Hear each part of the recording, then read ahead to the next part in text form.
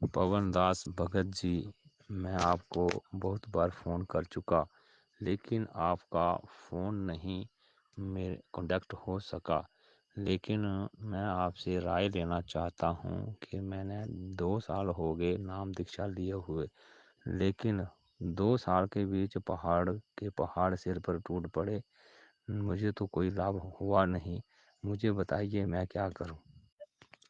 पवन दास जी, मुझे तकरीबन 6 महीने से उरे हो गया। पहले तो मेरे बेटे का एक्सीडेंट हुआ, फिर उसके बाद मेरा खुद का हुआ, और उसके बाद मेरा कारोबार बिल्कुल बंद हो गया, और उसके बाद मेरी बीवी को अटैक हो गया। मैं मुसीबत में घिरा हूँ और बड़ी प्रॉब्लम में फंसा हूँ। जब से नामदान लिया है तब से बहुत परेशानी आ रही है। मुझे समझ नहीं आ रही मैं क्या करूँ और क्या ना करूँ। और अब तो मैंने जोत लगाना भी छोड़ दिया है, क्योंकि भगवान पता नहीं मेरे साथ क्या कर रहा है। मेरा दिल ही नहीं मानता कि मैं जोत लगाऊं, क्योंकि जब मैंने नाम दीक्षा ली थी तो तब भी मैं बहुत परेशान था, तो नाम दीक्षा ली थी, लेकिन नाम दीक्षा लेने के बाद तो मैं और ज़्यादा परेशान हो गया हूँ। मुझे कोई रास्ता बताएं। बंदी छोड़ सतगुरु रामपाल जी महाराज जी की जय हो। परमपिता परमेश्वर जी की आप सभी प्यारी आत्माओं को मुझ पवन दास का सतसाहिब सतसाहिब भगत भाई, आप जिन्हें दास को ये छोटी सी ऑडियो भेजी, दास ने आपकी ऑडियो सुनी। आपने अपनी काफ़ी नाराज़गी परमपिता परमेश्वर और उनकी भक्ति के प्रति जाहिर की है। आपकी भी बात जायज़ है, और अब दास जो कहने जा रहा है वो भी जायज़ ही होंगी, भले ही आपको नाजायज़ लगे। 2 साल हुए हैं आप जी को नाम दीक्षा लिए हुए, यानी आपने 2019 में नाम दीक्षा ली, और परमपिता परमेश्वर सतगुरु रामपाल जी महाराज जी सन 2014 से हिसार की जेल में बैठे हुए हैं। तो सबसे पहले तो आप मुझे ये बताइए कि आपने क्या सोच के नाम दीक्षा ली? इन फर्जी नामदान केंद्रों से आपने क्या सोच के नाम दीक्षा ली? जब आपका गुरु, जिनके आपने सत्संग सुने हैं, सत्संग सुन के कुछ भी आपको प्रेरणा हुई हो और आपने नाम दीक्षा ले ली, तो आपने क्या सोच के नाम दीक्षा ली? सबसे बड़ी गलती तो आपने यही की कि बिना गुरु आदेश के आपने नाम दीक्षा ली। नाम दीक्षा लेने के बाद ना आपको गुरु जी का आशीर्वाद मिला, ना आपको अपने गुरु के दर्शन हुए, ना आपको ये पता कि मैं जिस नामदान केंद्र से नाम दीक्षा ले रहा हूँ वो मेरे गुरु के आदेश से है या नहीं है। तो सबसे बड़ी जो महामूर्खता कह लीजिए, सबसे बड़ी गलती कह लीजिए, वो आपकी खुद की है, जिसका परिणाम आप जी भुगत रहे हैं। दूसरी सबसे बड़ी गलती आपकी ये है कि गुरुदेव के सत्संगों को आधार बनाए बिना, उनके ज्ञान को अच्छे से समझे बिना आपने जल्दबाजी में नाम दीक्षा ले ली। क्योंकि ये जो नाम है परमेश्वर का, ये मोक्षदायक है। ये उसी आत्मा के ऊपर सूट करेगा, ये नाम उसी आत्मा को लाभ और फायदा देगा, उसी आत्मा की रक्षा और सुरक्षा करेगा जो आत्मा इस नाम को अपने सांसारिक लाभ या स्वार्थों के लिए कम और अपने आत्म कल्याण को आधार बना के लेती है। अन्यथा ये नाम उस आत्मा पे बिल्कुल भी काम नहीं करेगा, और आपके साथ में यही हुआ है। आज 2 साल बाद आप जो दिमाग लगा रहे हैं, आपने जो बातें अपनी ऑडियो में कही है, ये बातें अगर आप पहले अपने दिमाग में ले आते, आप कह रहे हो कि इस भक्ति का फिर क्या फ़ायदा है, इस नाम का क्या फ़ायदा हुआ, मैंने तो जोत लगाना छोड़ दिया, मैंने तो भक्ति छोड़ दी। अब इतना सा दिमाग यदि आप नाम दीक्षा लेते समय लगा लेते कि जब मेरा गुरु ही जेल में बैठा है तो मेरे को क्या लाभ देगा, मेरा गुरु ही जेल में बैठा है तो मुझे क्या लाभ देगा, मेरा गुरु मेरे से पहले दुखी है, महादुखी है, जब मेरा गुरु जेल में बैठा है तो मुझे क्या लाभ देगा। तो इतना सा दिमाग यदि आप पहले लगा लेते तो आज आपको अपने कर्म बिगाड़ने का ये मौका नहीं मिलता भगत बनने के बाद। तो हर स्थिति में ये गलती आपकी है। नाम दीक्षा लेने से पहले आपने कोई विचार नहीं किया कि मैं जिस परम संत से नाम दीक्षा लेने जा रहा हूँ वो परम संत कहाँ है, किस आश्रम में है, किस डेरे में है। थोड़ा इंक्वायरी करते तो मालूम पड़ता कि वे जेल में हैं, और आपके अंदर अगर बुद्धि होती तो आप फिर विचार करते कि भाई जेल में क्यों हैं, ऐसा क्या कर दिया उन्होंने, जेल में तो अपराधी लोग जाते हैं, जेल में तो जो गलत काम करते हैं वो लोग जाते हैं, फिर वो जेल में क्यों हैं? तो तहकीकात में जाते, थोड़ा बहुत दिमाग लगाते, तो आप जी तक हमारे ऑडियो वीडियो भी ज़रूर पहुंचते और आपको सच्चाई का मालूम पड़ता, और आपको वही परमात्मा एक नया मार्ग दिखाता कि मेरे हिसार जेल से बाहर आने तक तूने किस प्रकार से मेरे से और मेरी भक्ति से जुड़ के रहना है। तो ये आपकी अपनी जल्दबाजी और अज्ञानता का ही परिणाम है जो आज आप भुगत रहे हैं। दूसरी चीज इसमें यह है, संत रामपाल जी महाराज जी से नाम दीक्षा लेने के बाद आज आपने अपने विचार 2 साल बाद में व्यक्त कर दिए कि ये नाम दीक्षा लेने के बाद तो मेरे ऊपर ऐसी ऐसी आपत्ति आ गई, ऐसे ऐसे दिक्कत आ गई।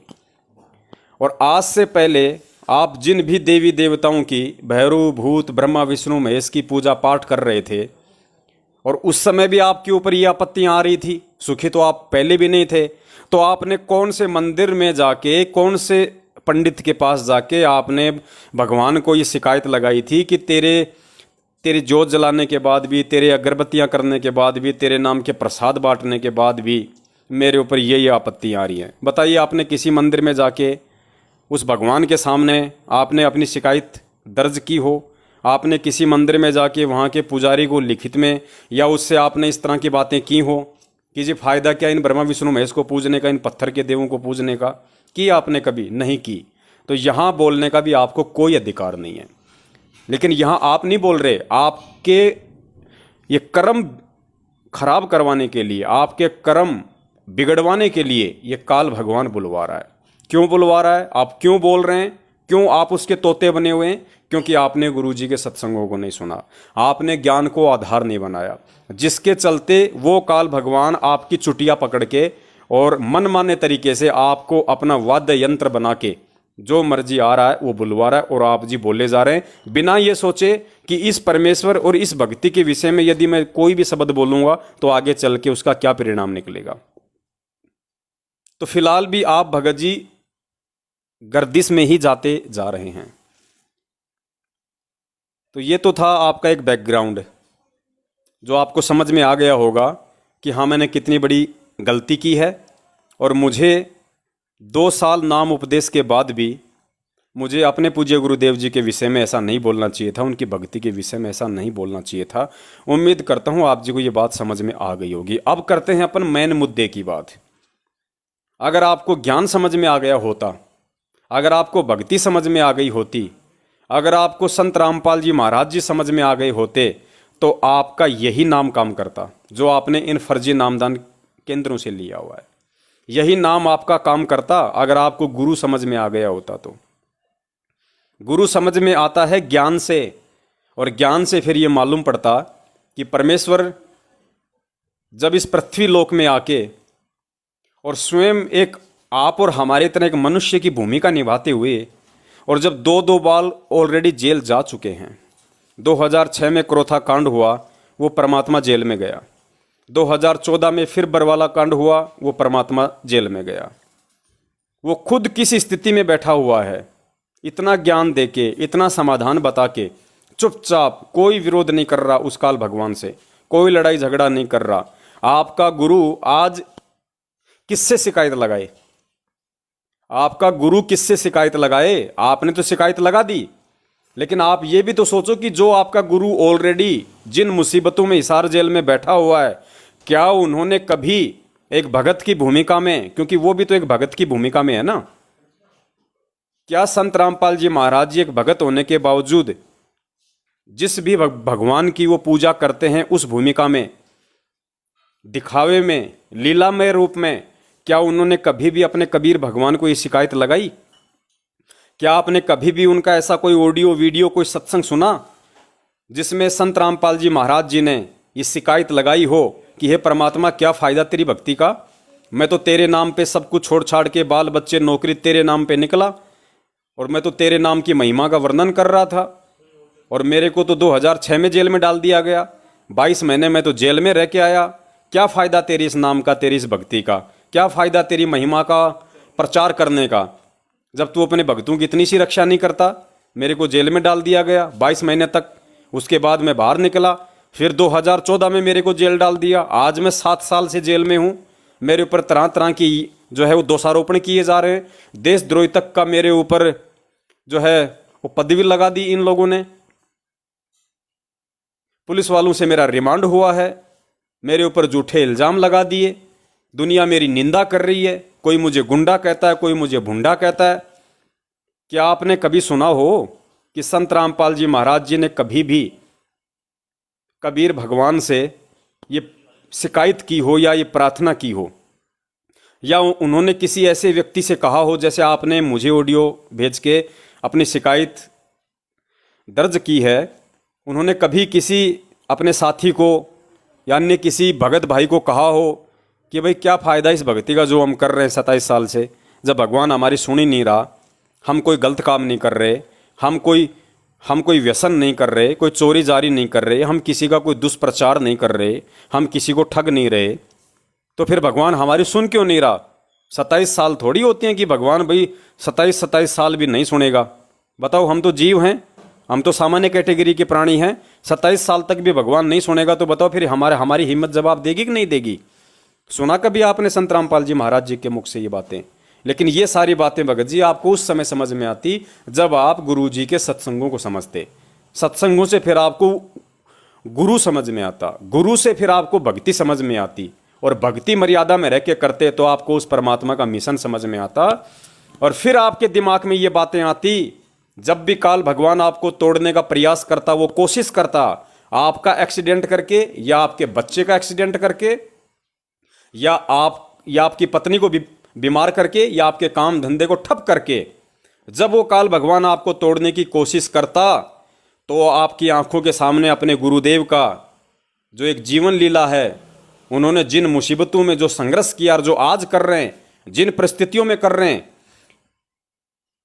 आपकी आंखों के सामने वो चित्रण वो फिल्म की तरह चल पड़ता और आपको हिम्मत मिलती, और साथ में उस परमात्मा की वाणियां आपकी आंखों के सामने घूमती कि नाम सहित बेवतन भला जो दर दर मांगे भीखा, और क्या हुआ छत्र की छाया चाले यो राजपाट धेली का। कि रे मेरे ऊपर तो क्या आपत्ति आ गई, मेरे ऊपर कौन से पहाड़ टूट गए?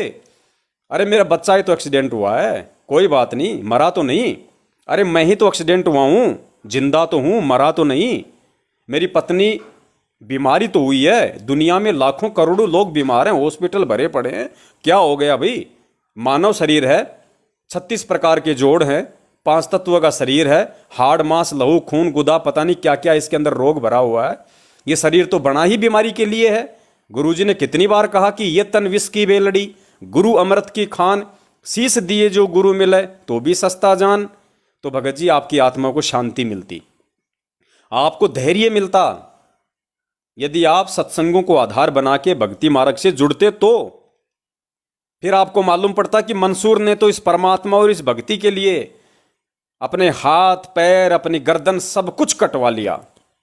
ईसा मसीह ने उस परमात्मा की प्राप्ति के लिए वो क्रूस पे चढ़ गया, उसके शरीर में कीलें ठोकी गई।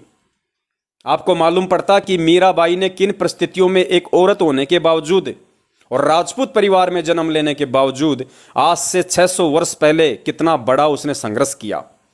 आपको हिम्मत मिलती, आपको फिर प्रेरणा मिलती, और आपको मालूम पड़ता, और आप उस परमात्मा के विषय में ऐसी शिकायतें ना करके कि क्या फायदा हुआ मेरे को इस भक्ति से, क्या फायदा हुआ मेरे को, मेरा काम धंधा ठप हो गया, मेरा परिवार उजड़ गया, मेरी पत्नी बीमार हो गई, मैं एक्सीडेंट हो गया, मैंने जोत लगाना छोड़ दिया, मेरी इच्छा ही नहीं करती।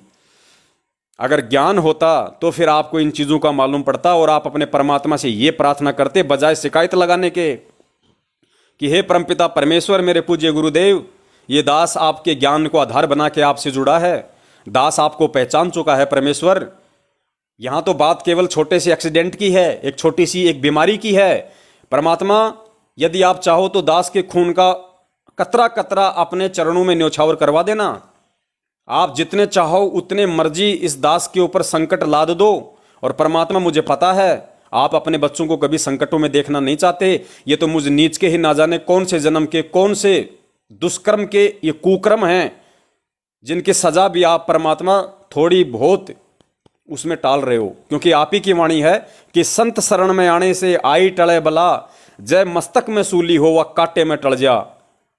अगर फांसी टूटनी हो तो परमात्मा आप अपने आप अपने बच्चे को जो है उसका हाथ काट के छोड़ दोगे, उसका पैर कटवा के छोड़ दोगे, ताकि कम से कम उसका जीवन शेष बचा रहे भक्ति के लिए। तो परमेश्वर, ये जो दुख मेरे ऊपर आ रहे हैं आज, जो परेशानियां जो मेरे परिवार के ऊपर आ रही हैं, हे परमात्मा, आपके ज्ञान आधार से मैं भली भांति समझ सकता हूं इन चीजों को कि परमात्मा आज मेरा जीवन शेष नहीं था। परमात्मा, यदि मैं आपसे 2 साल पहले नहीं जुड़ता तो मेरा जीवन शेष नहीं था, मेरा परिवार बेमौत मरना था, मेरा परिवार अकाल मौत मरना था। लेकिन परमात्मा, आपने इस तुच्छ जीव को, इस नीच को अपनी भक्ति से जोड़े रखने के लिए, ये राम नाम की कमाई के लिए, परमात्मा आपने खाली एक्सीडेंट करके छोड़ दिया। आपने खाली थोड़ी बहुत ये बीमारी लगा रखी है, क्योंकि आप ही की वाणी है कि दुख में सुमरण सब करे, सुख में करे न कोई, जय कोई सुख में सुमरण करे तो दुख काहे को होई। और परमात्मा कहते हैं कि सुख के माथे पत्थर पड़ो, जो नाम हृदय से जाए, और बलिहारी उस दुख पे जो पल पल नाम रटाए।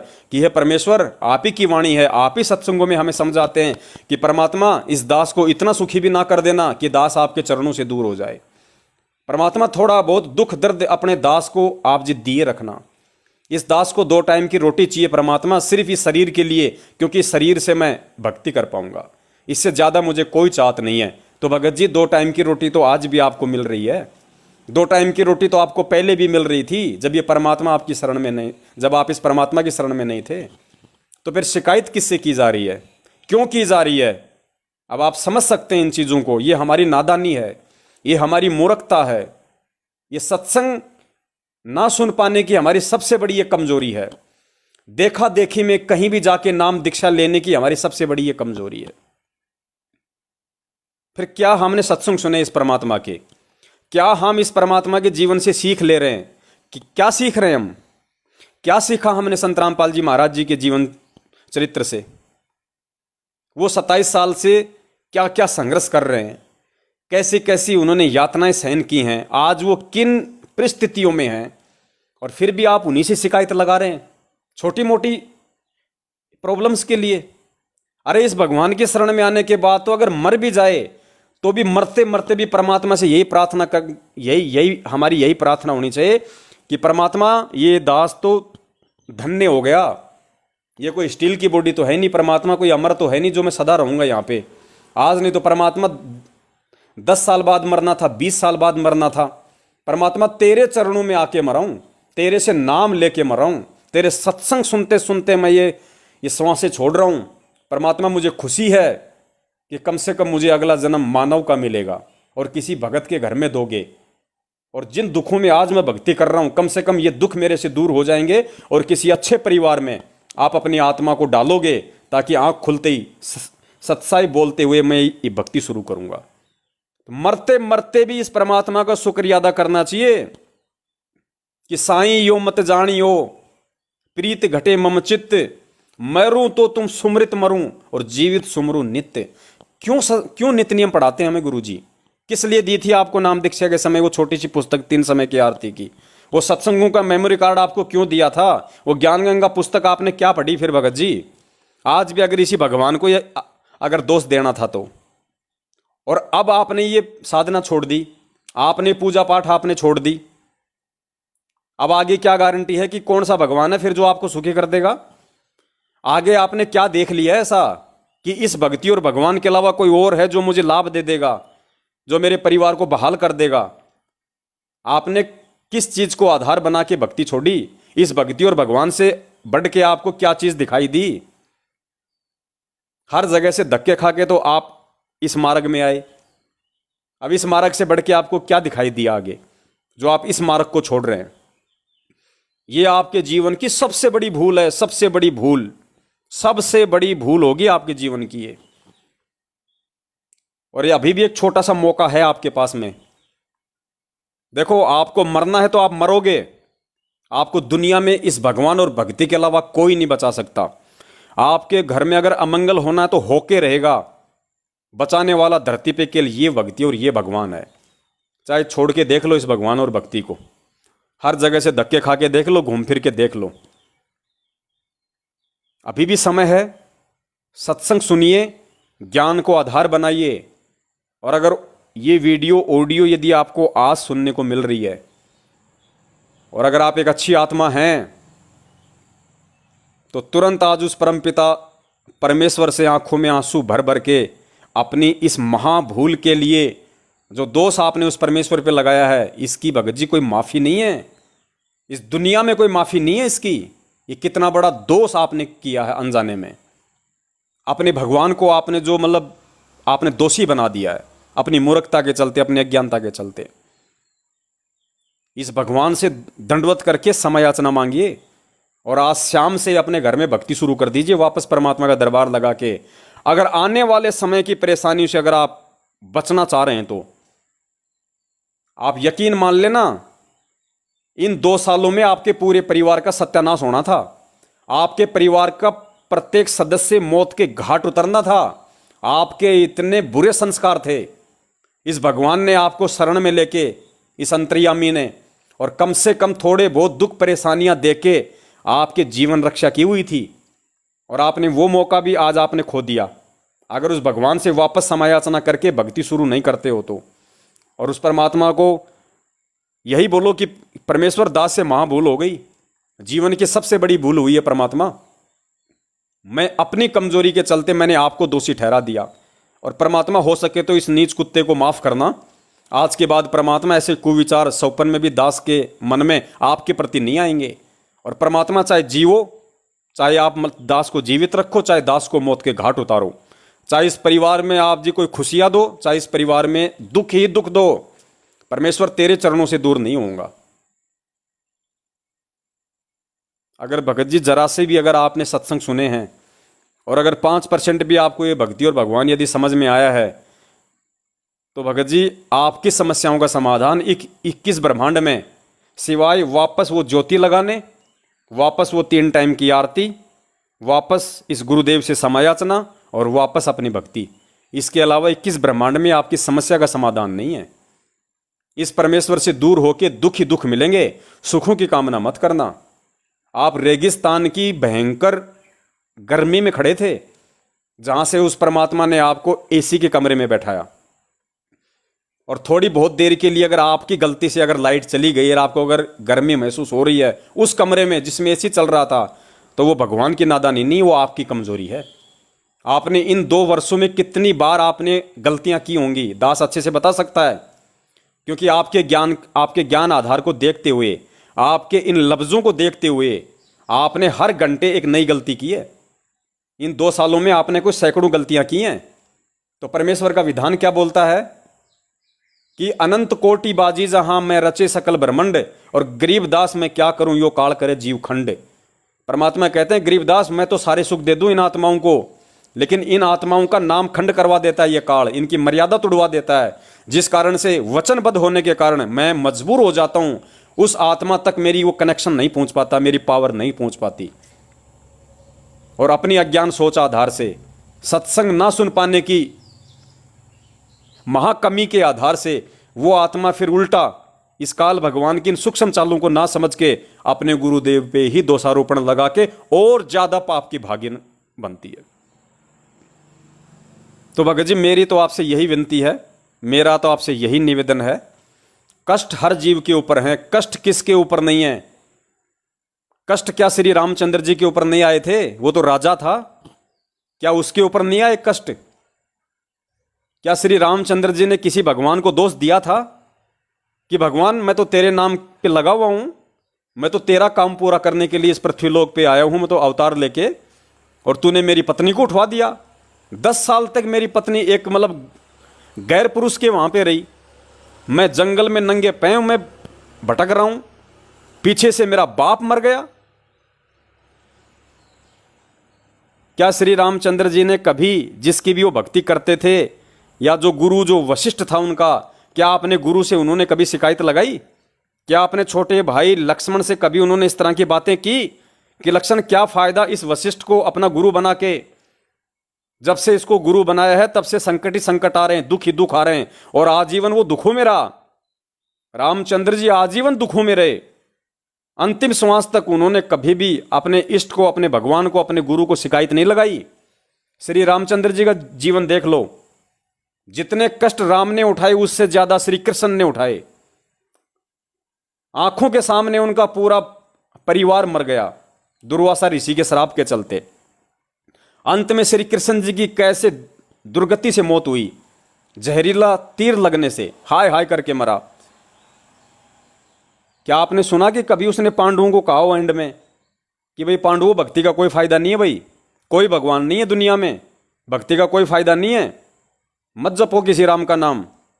देखो मेरी क्या हालत हो गई, अरे मैं तो भगवान था, जब मेरी ऐसी हालत होगी तो तुम्हारा क्या होगा। छोड़ दो भक्ति, कोई भगवान नहीं है दुनिया में, सृष्टि ऐसी चल रही है ऊटपटांग तरीके से। सुना आपने कभी किसी साहित्य में, किसी लेख में, किसी वीडियो में कि श्री कृष्ण ने ऐसा कहा उनके ऊपर इतने दुख तकलीफ आने के बाद भी, जिनके बेटा बेटी पत्नी भाई बंधु जवाई सब दुर्वासा ऋषि के श्राप के चलते उनकी आंखों के आगे मर गए? सुना भगत जी कभी? बड़े भाई और कैसे समझाएं फिर? आप जिस लोक में रह रहे हो ये सतलोक नहीं है। सबसे पहले ये बातें अपने दिमाग में बैठा लिया करो नाम दीक्षा लेते समय। आप काल के लोक में हैं, ये दुखालय, दुखालय सुखालय नहीं है, दुखों का लोक है ये। और जो गलती हम करके अपने बाप से यहां आए हैं सतलोक से, जो विश्वासघात हमने अपने परम पिता परमेश्वर से किया सतलोक में, उस विश्वासघात की तो इतनी बड़ी सजा है कि परमात्मा ने यहां आना ही नहीं था। लेकिन फिर भी आप और हम जैसे गधों के लिए वो परमात्मा यहां आया। और जब वो परमात्मा यहां आया है तो वो भी जेल में बैठा हुआ है, वो भी यहां के दुखों से, यहां की परेशानियों से, इस काल लोक के विधान से वो भी वंचित नहीं है। वो भी दिखा रहा है यहां पे ये लीला करके, उसको कौन हाथ लगा दे। लेकिन वो जानबूझ के वैसार की छोटी जेल में बैठ के 2-2 बार रिमांड सहन करके, कोई भी पुलिस वाला जिनकी 2 कौड़ी की औकात नहीं वहां पे, मुंह में खा के पान गुटखा 2 बातें गुरुजी को बोल जाता होगा कि और सुना रामपाल क्या हाल है, अब ठीक है ना, आश्रम से बढ़िया है ना, अब क्या क्या बोलते होंगे वहां गुरु को। सोचा कभी आपने ये बातें अपने कभी मस्तिष्क में लाई आपने कि मेरे गुरु के साथ में कैसा बर्ताव किया जा रहा होगा जेल में, उनको एक आम व्यक्ति समझ के। जब इतना ज्ञान सुन के आप जैसे लोग उनको भगवान नहीं मान पाए, तो वो नशेड़ी, वो शराबी, वो कबाबी, वो 2 कौड़ी के वो पुलिस वाले, वो क्या उनको परमात्मा समझ रहे होंगे। और एक मुजरिम के साथ में, एक कैदी के साथ में किस तरह का जेलों में व्यवहार किया जाता है, क्या आपको मालूम नहीं है? तो वो सारी सृष्टि का रचनहार जो चाहे तो फूक मारते ही 21 ब्रह्मांड को वहां पहुंचा दे जहां दिखाई नहीं दे। फूक मारते ही, आप नित्य नियम पढ़ते हो ना, जहां के अर्ध रूम पर सकल पसारा, ऐसा पूर्ण ब्रह्म हमारा। वो जो हिसार जेल में बैठा हुआ ना, उसके शरीर के आधे बाल के बराबर ये पूरी सृष्टि नहीं है। और वो वहां पे 2 कौड़ी के पुलिस वालों से तरह तरह की बातें सुनता है और फिर भी नीची गर्दन करके बैठा रहता है कि मेरे बच्चे हैं। इस काल ने सबको भ्रमित कर रखा, भांग पिला रखी अज्ञानता की। अरे वो तो बोल सकते हैं, लेकिन आपको किसने अधिकार दिया भगत जी ये सारी बातें बोलने की जो आपने अपनी ऑडियो में बोली हैं? और कौन है फिर भगवान धरती पे जो आपको सुख दे देगा, जो आपको राजा बना देगा? है कोई ऐसा? अगर था तो फिर इस परमात्मा की शरण में आने की क्या जरूरत थी आपकी? आप सबसे पहले उसी की खोज कर लेते, उसी के चरणों में चले जाते। दुनिया भर के संत महंत डेरे हैं यहाँ पे, आप पहले वही ट्राई कर लेता ना। यहां तो लास्ट में आना था, ये तो अंतिम स्थान है भाई। जब कहीं कोई ठोर ठिकाना इस जीव को नहीं मिलता है तब रो पीट के यहां आता है वो। तो ये तो एक लास्ट ऑप्शन था आपके पास में, पहले क्यों आ गए भाई आप जल्दबाजी में? सत्संग सुन लेते ना, आपको मालूम पड़ जाता ना, और भक्तों से बातचीत कर लेते, भाई तेरे को क्या लाभ हुआ, तेरे को क्या नहीं हुआ। तो बड़े भाई ये दुखालय है, दुखों का लोक है। यहां कोई गारंटी नहीं है कि आपको सुख मिलेगा। और नाम दीक्षा देते समय गुरुजी ने आपको ना ही कोई गारंटी दी थी कि मैं गारंटी देता हूं कि तेरे को 100% मैं सुख दूंगा, या तेरा कोई एक्सीडेंट नहीं होगा, या तेरे बेटे का एक्सीडेंट नहीं होगा, तेरे घर में कोई अमंगल नहीं होगा। दी थी क्या गारंटी? कोई फार्म आपसे भरवाया था क्या? गुरुजी ने साइन किए थे क्या? ये भक्ति ज्ञान आधार की है। जिसको ज्ञान समझ में आएगा वो इस मार्ग पे टिकेगा और एंड में वही सारे सुख भोगेगा, वही दुनिया के सारे सुख भोगेगा। जो सुख होते हैं यहाँ के उन्हीं भक्तों को मिलेंगे। आज जिसको इस भक्ति मार्ग पे जितने दुख, जितने कष्ट, जितनी परेशानियां मिल रही हैं, उससे कहीं ज्यादा आने वाले समय में उस आत्मा को जब ये ज्ञान परिपूर्ण हो जाएगा, उसकी आस्था इस गंदे लोक के सारे सुखों से हट जाएगी, फिर देखना वो परमात्मा राजा बना देगा, यहां का राजा, सुख भी उसी को देगा। लेकिन भैया यहां कुछ प्राप्त करने के लिए पहले बहुत कुछ खोना पड़ता है। एक बच्चा आईएएस या कलेक्टर ऐसे नहीं बन जाता, उसको रात दिन आंखें फाड़ फाड़ के उसको पढ़ाई करनी पड़ती है, होमवर्क करने पड़ते हैं। हजारों की संख्या में वो अपने स्कूल के जीवन काल में मुर्गा बन बन के अपने पिछवाड़े पे मास्टर के डंडे खाता है, लात घूंसे खाता है, थप्पड़ खाता है। और वो थप्पड़ खा खा के, लात घूंसे खा खा के भी अगर वो स्कूल जाना नहीं छोड़ता है, डिसिप्लिन में रहना नहीं छोड़ता है, तब वो बच्चा कहीं जाके आगे सफल होता है।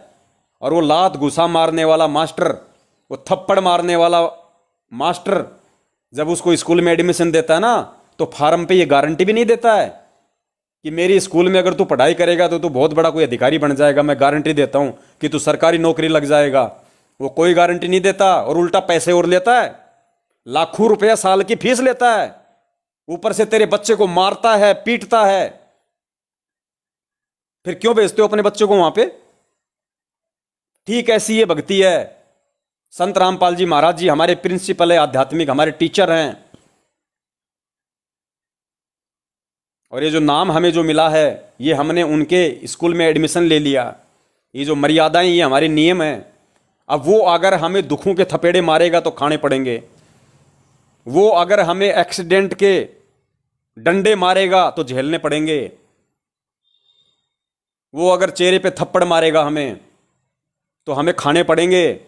अगर सफल होना है तो, इस भक्ति से अगर कुछ हासिल करना है तो, सदा सदा के लिए इस दुखाले से, इस दुखों के घर से और इस 84 लाख योनियों से गधे कुत्ते सूअर बन के वो महा कष्ट उठाने से जिनकी हम कल्पना नहीं कर सकते, अगर उन सब से बचना है तो हमने ये थपेड़े दुखों के, परेशानियों के, एक्सीडेंट के भैया सहर्ष खाने पड़ेंगे। खुद परमात्मा अपनी वाणी में बोलता है कि कुत्ता हूं गुरुदेव का, रामपाल दास का नाम, और जो राखूं त्यों ही रहूं, जो देवो सो खाओ। तो भाई जैसा वो परमात्मा हमें रखेगा वैसा हमें रहना पड़ेगा। और ये भी परम सत्य है, इन दुखों में, इन परेशानियों में, इन संकटों में अपने गुरु का केवल वो आत्मा साथ नहीं छोड़ सकती जिस आत्मा ने इस गुरु के ज्ञान को आधार बना लिया, जिस आत्मा को सत्संग सुन के ये ज्ञान और ये गुरु समझ में आ गया।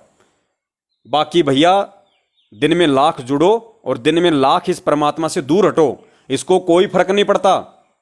इसके सतलोक में कोई हड़ताल नहीं चल रही कि मजदूरों ने काम करना बंद कर दिया और वो परमात्मा अपनी फैक्ट्री चालू करने के लिए मजदूरों के लिए इस पृथ्वी लोक पे आया हो कि भाई तुम चलो और जाके मेरा काम ठप पड़ा है, मजदूरों ने हड़ताल कर दी, तुम जाके काम को ज्वाइन करो। परमात्मा कहते हैं शीश उपाड़े भूई धरे, ऊपर मच के पांव, कबीर का घर शिखर में तेरी गरज पड़े तो आओ। गुरुदेव कहते हैं नालायक, अगर तू अपने हाथ से अपना शीश उखाड़ के और अपने खुद के पैर के नीचे रख के अगर सतलोक चलने की भीख मांगे तो भी मैं तेरी तरफ थूकूं नहीं। लेकिन शुक्र मना ये कलयुग की बिचली पीढ़ी में तेरे किसी संस्कार वश और इतनी आसानी से, इतनी सहजता से, इतनी सरलता से मैंने तेरे ऊपर दया कर दी, मेहर कर दी, अपनी शरण में ले लिया। इस 8 अरब की जनसंख्या में से तुम मुट्ठी भर भी नहीं हो, मुट्ठी भर भी 20 लाख की संगत है टोटल आज तक, और 8 अरब की जनसंख्या में 20 लाख तो दिखाई भी नहीं देते, और उनमें आप जैसों का नंबर आ जाना ये सौभाग्य की बात है। और नंबर आने के बाद फिर अपने गुरुदेव से इस प्रकार की शिकायत लगाना यह महादुर्भाग्य की बात है। भगत जी बहुत सारी बातें हैं, इतना समय नहीं है दास के पास में, और कहते हैं समझदार को संकेत ही काफी होता है। अगर आप समझदार होंगे तो आज और इसी क्षण ऑडियो सुनते ही गुरुदेव के चरणों में आप अक्षमा याचना कर लेना और परमात्मा को वापस लगा के अपने घर में दरबार है और बोल देना कि परमात्मा चाहे जीवित रखो चाहे मारो, आपके सिवा किसी और की तरफ मुंह नहीं उठाऊंगा। रजा बख्शेगा तो यही बख्शेगा, सुख देगा तो यही देगा, दुख भी देगा तो यही देगा।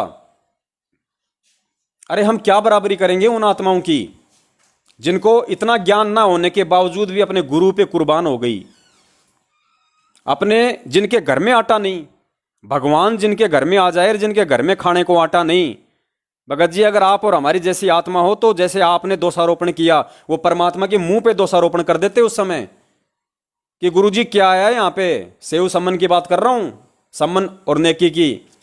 वो भी कह देते कि भगवान जी क्यों आए हो यहाँ पे, 5 साल हो गई आपको अपना गुरु बनाए हुए, हमारे घर में खाने को तो आटा नहीं है, आप काहे के गुरु हो, काहे के भगवान हो आप, क्या फायदा आपकी भक्ति का, हमारे घर में आटा नहीं है, आपको क्या खिला दें हम।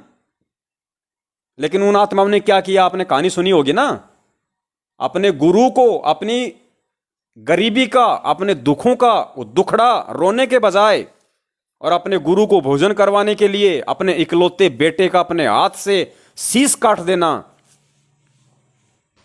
आप कर सकते हो ये काम? आपके तो बच्चे का एक्सीडेंट हो गया अपनी गलती के चलते, उसके लिए आप परमात्मा के सामने आप रो रहे हो, आपने उनको दोषी ठहरा दिया, शिकायतें लगा रहे हो। तो सोचिए भगत जी आप और उन आत्माओं में कितना अंतर है, कितना डिफरेंट है। जबकि गुरुजी कहते हैं अगर सतलोक जाना है तो उन आत्माओं से भी बढ़ के आपके अंदर सेवा भाव होना चाहिए, उन आत्माओं से भी ज्यादा बढ़ के आपके अंदर दृढ़ता होनी चाहिए, अपने गुरु जी के प्रति विश्वास होना चाहिए, श्रद्धा होनी चाहिए, तब जाके सतलोक का नंबर आएगा। और उन आत्माओं ने जब इतनी दृढ़ता दिखाई तो गुरुजी ने क्या कहा, सेऊ और उसकी मां को तो परमात्मा ने पार कर दिया, और जो संबंध था जिसने इतनी बड़ी कुर्बानी दी, परमात्मा ने उसी जन्म में, जिसके घर में खाने को दाने नहीं थे, उसको दिल्ली का 1 नंबर का सेठ बना दिया, 1 नंबर का सेठ। परमात्मा ने किसी को पैसा देने के लिए उसको नौकरी लगाने की जरूरत नहीं है। जिस झोपड़ी में वो रहता था परमात्मा ने उसी झोपड़ी के नीचे हीरे मोती लाल की खान जब खुदाई की तो हीरे मोती लाल मिले उसको वहां पे। और फिर अगले जन्म में उसी सम्मन को नौशेरवा का बादशाह, जिसके 80 गंज सोना था, 80 गंज खजाना, फिर उससे अगले जन्म में उसी सम्मन को इराक में बलक बुखारे का बादशाह बना दिया, अब्राहिम सुल्तान। क्यों बना वो इतना सब कुछ, इतनी धन संपदा? बलक बुखारे का बादशाह के जीवन में जब वो था तो गुरुजी कहते कि देवताओं का राजा इंद्र भी उसकी शानो शौकत को देख के नीची गर्दन कर लेता था कि इतने ठाट बाट तो मेरे भी नहीं जो बलक बुखारे के बादशाह के हैं। वो उस कुर्बानी के चलते जो उसने अपने हाथ से अपने गुरुदेव की सेवा के लिए अपने इकलौते पुत्र का शीश काट दिया था। क्या आप वो कर सकते हैं? आज आपका बेटा एक्सीडेंट हो गया, आपने गुरुजी को इतनी शिकायतें कर दी, आपने भगवान और भक्ति को ही गलत साबित कर दिया, आपने जोत लगाना छोड़ दी कि मेरा तो मन नहीं लग रहा। ये मन सिर्फ भगत जी सत्संगों की कमी से नहीं लग रहा, ज्ञान ना समझ पाने की कमी से नहीं लग रहा। 2 साल हो गई आपको नाम दीक्षा लिए हुए, चलो मानते हैं 6 महीने तक आपको नहीं पता चला होगा क्या सही है क्या गलत है, लेकिन ऐसा नहीं हो सकता इस वैज्ञानिक युग में, इस मोबाइल के युग में, कि 6 महीने के बाद में आपको हम सत्सेवकों के बारे में मालूम ही नहीं पड़ा कि हम लोग क्या भोग रहे हैं, हम क्या बता रहे हैं। कि इन काल एजेंट सतलोक आश्रम मैनेजमेंट हरियाणा वालों का साथ छोड़ो, इनको दान धर्म देना बंद करो, इनके किसी भी फर्जी आदेश को मानना बंद करो अगर अपनी और अपने परिवार की सलामती चाहते हो तो भगत जी इस भक्ति और भगवान के अलावा चाहे कहीं चले जाना, अगर आपकी इच्छा हो तो कोई रोकने वाला नहीं आपको, और कहीं दुनिया में कोई सहारा नहीं है। और आने वाले समय में जो युग परिवर्तन का है, लाशों के ढेर लगेंगे दुनिया में, लाशों के ढेर कोई उठाने वाला नहीं मिलेगा। उस समय भी आपको घूम फिर के यहीं आना पड़ेगा, इस दरबार के अलावा और कोई दरबार नहीं है इस दुनिया में। परमेश्वर कहते हैं द्वार धनी के पड़ा रहे चाहे धक्के धनी के खाए, 100 काल झकझोल ही पर द्वार छोड़ना जाए। ये द्वार हर कीमत पे छोड़ना नहीं है। अगर आप भगत हो तो, अगर आपको ज्ञान समझ में आया है तो इस परमात्मा के चरणों के अलावा दुनिया में कहीं कोई सुख शांति नहीं मिलने वाली आने वाले समय में। आज ये जितने भी लोग जो अपनी नादानी के चलते दूसरे संत और पंथों में जा रहे हैं, अपनी नादानी के चलते और मैनेजमेंट के कुकर्मों का दोष उस परमात्मा के सिर पे रखते हुए जो इस भक्ति मार्ग को छोड़ रहे हैं, युग परिवर्तन के समय में जब इनके सिर पे काड़ नंगा नाच खेलेगा, तलवार लटकी दिखाई देगी इनको, ये वापस दौड़ के इधर ही आएंगे, इधर ही। और फिर उस समय उस परमात्मा की मर्जी, वो आपकी रक्षा करे तो करे, नहीं तो ना करे। क्योंकि जो दुख और संकटों में जो परमेश्वर का साथ छोड़ दे, परमेश्वर उस आत्मा की तरफ फिर आगे चल के इतना ध्यान नहीं देता, भले ही वो आत्मा कितना रोए, कितना ही वो गिड़गिड़ाए। तो आपके पास एक मौका है।